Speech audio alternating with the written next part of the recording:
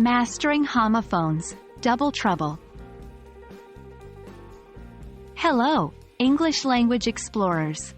Today, we're diving into an exciting yet tricky aspect of English: homophones. These are words that sound the same but have different meanings, and often, different spellings. We'll look at some common homophone pairs to help you understand them better and avoid potential mix-ups in your writing and conversation. In the English language, homophones are words that sound exactly alike when they're pronounced, but have different meanings and usually, different spellings. They can be a source of confusion, especially for non-native speakers, but they can also be a lot of fun once you understand them. Let's dive into some examples.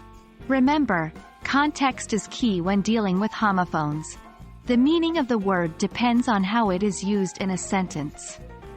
1, 2, 2, 2, 2 is a number, 2 is a preposition, and 2 means also or in excess.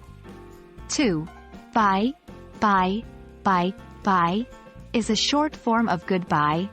Buy means to purchase, and buy is a preposition. 3.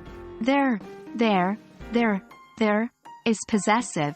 There refers to a place, and there is a contraction of they are. 4. See is a large body of water. See means to perceive with eyes. 5. Stationary means not moving, and stationary refers to items like paper and pens.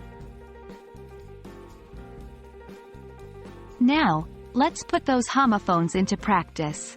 I'll give you sentences, and you need to select the correct homophone. 1. I have two cats. 2. Can you see the blue bird? 3. I need to buy some new shoes. 4. They're not at home. They're at their grandmother's house. 5. The car is stationary. It's not moving at all. And that's a wrap on our introductory exploration of homophones.